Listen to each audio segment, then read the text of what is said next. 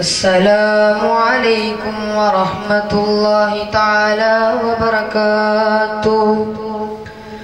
الحمد لله رب العالمين.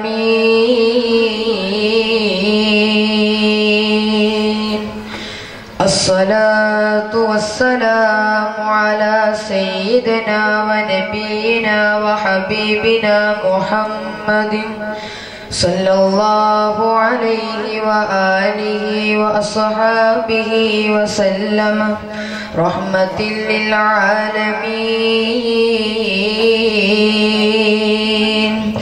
وعلى آله وأصحابه أجمعين.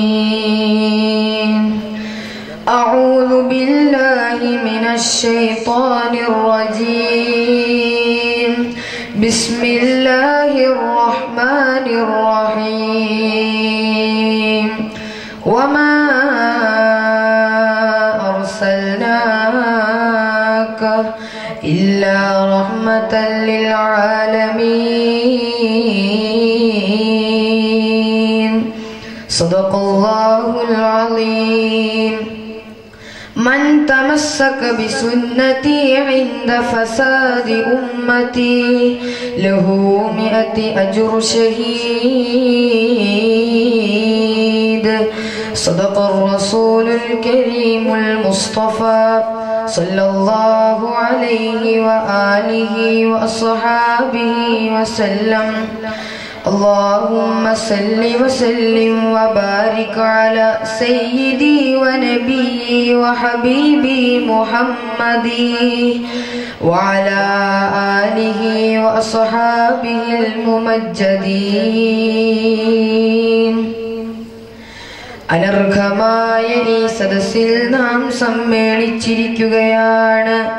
അനുഗ്രഹീതമായ ഈ സദസ്സിൽ നാം പുണ്യ റസൂലിന്റെ സന്നിധിയിലേക്ക് ആഗമനം കൊണ്ടിരിക്കുകയാണ്. എത്രമാത്രം പവിത്രമാണ് ഈ സന്ദർഭം, എത്രമാത്രം പരമപ്രധാനമാണ് ഈ സംഗമം. അള്ളാഹുവിന്റെ അനുഗ്രഹങ്ങൾ പെയ്തിറങ്ങുന്ന ഒരു സദസ്സ്, അഭീഷ്ടങ്ങളും ആഗ്രഹങ്ങളും സാധ്യമാക്കപ്പെടുന്ന നിറവേറ്റപ്പെടുന്ന ഒരു സദസ്സ്, ദോഷങ്ങൾ പൊറുക്കപ്പെടുന്ന ഒരു സദസ്സ്. ഓരോ തേട്ടവും നേട്ടമായി നമ്മുടെ മടിത്തട്ടിലേക്ക് നക്ഷത്രത്തെ പോലെ വന്ന് വീഴുന്ന ഒരു സദസ്സ്. അള്ളാഹുവിന്റെ പരിശുദ്ധ റസൂലിന്റെ ഓർമ്മകളിൽ സല്ലല്ലാഹു അലൈഹി വസല്ലം അനുഗ്രഹീതമേ ഈ സദസ്സ്, അനർഘമേ അനന്യസാധാരണമേ അനവത്യ സുന്ദരമേ ഈ മുഹൂർത്തം.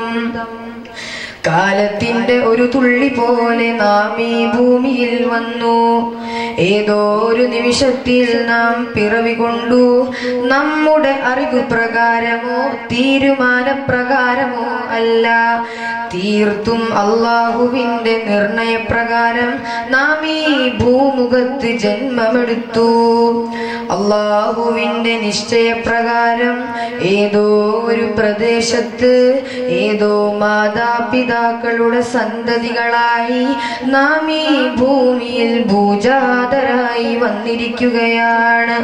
ഇനി എണ്ണപ്പെട്ട രാപ്പകലുകൾ, എണ്ണപ്പെട്ട ആഴ്ചകളും മാസങ്ങളും വർഷങ്ങളും ആയുസിന്റെ മരത്തിൽ നിന്ന് ഇല പൊഴിഞ്ഞു പോകുന്ന പോലെ പൊഴിഞ്ഞു പോകുമ്പോൾ നാം നമ്മുടെ മരണത്തിലേക്ക് അടുത്തു പോയിക്കൊണ്ടിരിക്കുകയാണ്.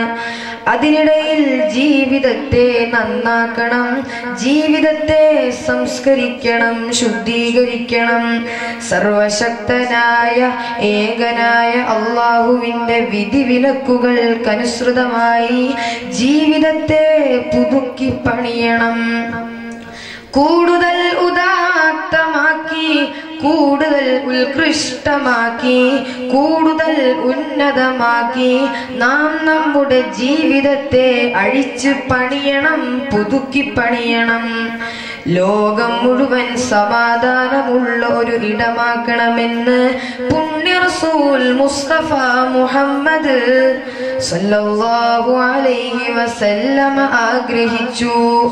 സമാധാനമുള്ള മനുഷ്യരെ സൃഷ്ടിച്ചുകൊണ്ട് അവിടുന്ന് ഈ ഭൂമുഖത്തോട് വിട പറഞ്ഞു. പക്ഷേ ലോകമെങ്ങും സമാധാനം ഛിദ്രമാക്കപ്പെടുമ്പോൾ, ലോകം മുഴുവൻ ശിഥിലീകരണങ്ങൾ സംഭവിക്കുമ്പോൾ, ഓമന പൈതങ്ങൾ വേട്ടയാടപ്പെടുമ്പോൾ, അബലകളായ സ്ത്രീകളും വേട്ടയാടപ്പെടുമ്പോൾ, ദുർബലർ ഇരകളാക്കപ്പെടുമ്പോൾ, ലോകത്തിന്റെ ആത്മാവ് ആ വ്യക്തിത്വത്തിലേക്ക് തിരിയുകയാണ്. മുഹമ്മദുൻ മുഹമ്മദുൻ മുഹമ്മദൂ സല്ലല്ലാഹു അലൈഹി വആലിഹി വഅസ്ഹാബിഹി വസല്ലം. മനുഷ്യ സ്നേഹം നാം ലോകമെങ്ങും പരത്തണം. ഗ്രാമങ്ങളിൽ, നഗരങ്ങളിൽ, തെരുവുകളിൽ ഓമന പൈതങ്ങൾക്ക് മനുഷ്യ സ്നേഹത്തിന്റെ അനുഭവങ്ങൾ ഉണ്ടാക്കണം. അവരെ നാം മാറോട് ചേർക്കണം. അവരെ വെടിയുണ്ടകൾക്കിരയാക്കുന്ന ഭീകരമായ യുദ്ധക്കെടുതികളിൽ നിന്ന്, ഓമന പൈതങ്ങൾ വേട്ടയാടപ്പെടുന്ന ദുരവസ്ഥയിൽ നിന്ന് എന്നാണ് ഈ ലോകത്തിനൊരു സമാധാനമുണ്ടാവുക. മതത്തിനും സമുദായത്തിനും കക്ഷി രാഷ്ട്രീയങ്ങൾക്കും അപ്പുറത്താണ് മാനവൻ. മനുഷ്യനവനെ സ്നേഹിക്കണം, അവന്റെ ജീവനെ ആദരിക്കണം, ഒരിക്കലും അവനെ ഉപദ്രവിക്കരുത്. ദൈവപ്രീതി നേടാൻ നീ ആഗ്രഹിക്കുന്നുവോ എങ്കിൽ നീ മനുഷ്യനെ സ്നേഹിക്കുക എന്ന് പഠിപ്പിച്ചു പുണ്യ റസൂൽ സല്ലല്ലാഹു അലൈഹി വസല്ലം. മനുഷ്യനെ ബന്ധിപ്പിച്ചുകൊണ്ട് ഒരു രീതിയിലും നിനക്ക് ദൈവപ്രീതി നേടാൻ സാധിക്കുകയില്ല എന്നും പഠിപ്പിച്ചു. എല്ലാത്തിനേക്കാളും വലുത് മനുഷ്യത്വമാണെന്നും പഠിപ്പിച്ചു. മതത്തിന് രണ്ട് മുഖങ്ങൾ പുണ്യ റസൂൽ സല്ലല്ലാഹു അലൈഹി വസല്ലമ പ്രദാനം ചെയ്തു. ഒന്ന് ദൈവത്തിലേക്ക് തിരിച്ചു പിടിച്ചതാണെങ്കിൽ, രണ്ടാമത്തേത് മാനവരാശിയിലേക്ക്, പ്രകൃതിയിലേക്ക്, പ്രപഞ്ചത്തിലേക്ക്, ഓരോ അണുവിലേക്ക്, പ്രപഞ്ചത്തിന്റെ താരുവിലേക്ക്, തരുവിലേക്ക് തിരിച്ചു പിടിച്ചതാണ്. അതിനോട് നീ ചേർന്ന് നിൽക്കണം മാനവ. നീ മനുഷ്യനെ സ്നേഹിക്കണം. നീ ഒരു നിലയിലും അവനെ ഉപദ്രവിക്കരുത്. നീ ഭൂമിയിൽ കുഴപ്പം സൃഷ്ടിക്കരുത്. നീ ഭൂമിയിൽ ഒരിക്കലും അരാജകത്വത്തിന്റെ പ്രതിനിധിയാകരുത്. നീ എല്ലാവരെയും ഉള്ളഴിഞ്ഞ് സ്നേഹിക്കണം. നീ ഭൂമിയിൽ സ്നേഹത്തിന്റെ തണൽ മരമാകണം. ഒരു വ്യക്തിയുടെ ഉള്ളിൽ എപ്പോൾ സമാധാനമില്ലാതെ ആകുന്നുവോ അപ്പോൾ അവൻ ക്രൂരനാകും. 1938 ജനുവരി 1 ഓൾ ഇന്ത്യ റേഡിയോയിലൂടെ ഡോക്ടർ സർ മുഹമ്മദ് ഇഖ്ബാൽ ഒരു റേഡിയോ പ്രഭാഷണം നടത്തുകയുണ്ടായി. 1938 ജനുവരി 1 അന്ന് അദ്ദേഹം ലോകത്തോട് പറഞ്ഞു, ലോകരാജ്യങ്ങൾ ഭരിക്കുന്നവർക്ക് മനുഷ്യത്വം ഉണ്ടാകട്ടെ എന്ന് നാം പ്രാർത്ഥിക്കേണ്ട സമയമാണിതെന്ന്. 1938 കഴിഞ്ഞ വർഷങ്ങൾ കടന്നുപോയി. നൂറ്റാണ്ടിന്റെ പകുതിയോളം കടന്നുപോയി. എന്നിട്ടും നാം ഇപ്പോൾ ആ പ്രാർത്ഥന ഉരുവിടേണ്ടി വരികയാണ്. ലോകരാജ്യങ്ങൾ ഭരിക്കുന്നവർക്ക് മനുഷ്യത്വം ഉണ്ടാകട്ടെ. തോക്കിൻ കുഴലിൽ നിന്ന്, ബോംബിന്റെ പാതകങ്ങളിൽ നിന്ന്, ഓമന പൈതങ്ങളുടെ നെഞ്ചകം പിളർത്തപ്പെടുന്ന കൊടും കാടത്തങ്ങളിൽ നിന്ന് എന്നാണ് ഈ ലോകത്തിനൊരു സമാധാനം, ഈ മാനവരാശിക്ക് ഒരു മോചനം ഉണ്ടാവുക. അതിന് മാനവിക മൂല്യങ്ങളെ, നൈതിക മൂല്യങ്ങളെ സ്ഥാപിക്കണം. അതിനാണ് വന്നത് വമാ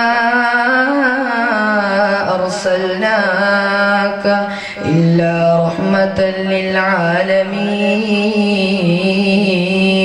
മുഴുലോകങ്ങൾക്കും കാരുണ്യമായിട്ടല്ലാതെ കരുണ കരുണ കരുണ കാരുണ്യം കാരുണ്യം കാരുണ്യം നീ കാരുണ്യം കാണിക്കണമേ. നീ മാനവ, നീ കരുണയുള്ളവനാകണമേ. ദൈവം കാരുണ്യവാനാണെങ്കിൽ ദൈവമാണെങ്കിൽ ആ ദൈവത്തിന്റെ സൃഷ്ടിയായ നീ കരുണയുടെ പ്രതിനിധിയും പ്രതീകവും പ്രതിരൂപവും പ്രതിപുരുഷനും പ്രതിസ്പന്ദവും പ്രതിഷ്ഠായയുമായി നീ മാറണമെങ്കിലേ മാനവ നീ മനസ്സിൽ സ്നേഹത്തെ സ്ഥാപിക്കണമെന്ന് ഖുർആൻ നിരന്തരം ഉത്ബോധനം ചെയ്തുകൊണ്ടിരിക്കുകയാണ്. ബിസ്മില്ലാഹിർ റഹ്മാനിർ റഹീം എന്ന് ഒരു തവണ പാരായണം ചെയ്യുമ്പോൾ 2 തവണയാണ് കരുണയെ പരാമർശിച്ചത്. പരമകാരുണികനും കരുണാനിധിയുമായ ദയാവരനും ദയാനിധിയുമായ അല്ലാഹുവിന്റെ നാമത്തിൽ ഞാൻ ആരംഭിക്കുന്നു. അല്ലാഹുവിന് വേറെ എത്രയോ നാമധേയങ്ങളുണ്ട്, അസ്മാഉൽ ഹുസ്നയുണ്ട്. എന്നിട്ടും ഖുർആന്റെ ഓരോ അധ്യായത്തിന്റെയും തലപ്പത്ത് സൂറത്തു തൗബ എന്ന ഒരു ഒറ്റ അധ്യായം ഒഴികെ ബാക്കി സകല അധ്യായങ്ങളുടെയും തലപ്പത്ത് സൂക്തമായിട്ട് രേഖപ്പെടുത്തിയിരിക്കുകയാണ് ബിസ്മില്ലാഹിർ റഹ്മാനിർ റഹീം. അങ്ങേയറ്റം കരുണ ചെയ്യുന്നവനായ അല്ലാഹുവിന്റെ നാമത്തിൽ ഞാൻ ആരംഭിക്കുന്നു. പണം കൊണ്ട് നേടാൻ സാധിക്കാത്ത പലതും ഈ ജീവിതത്തിലുണ്ടെന്ന് നാം മനസ്സിലാക്കണം. പണത്തിന്റെ പൊളപ്പിൽ ജീവിതത്തെ അമ്മാനമാടുന്നവനെ നീ നിന്റെ മനസ്സിൽ വഹിക്കണം. നിന്റെ പണം വെറും നൈമഷികമാണ്. അതുകൊണ്ട് നേടാൻ കഴിയാത്ത ജീവിത സുഖങ്ങളുണ്ട്, ജീവിത സുഹൃത്തുക്കളുണ്ട്, ജീവിത സൗകര്യങ്ങളുണ്ട്.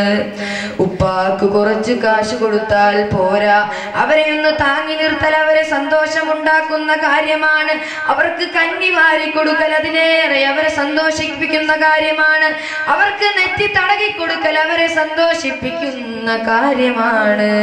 മാതാപിതാക്കളെ നാം മാറോട് ചേർക്കണം. ലോകം മാറിപ്പോയി, വളരെ മാറിപ്പോയി. മനുഷ്യന്റെ സ്വഭാവവും മാറിപ്പോയി. നമ്മുടെ ജീവിതത്തിൽ മാതാപിതാക്കളെ ഒരു തണൽ മരമാക്കണം, നിഴലാക്കണം.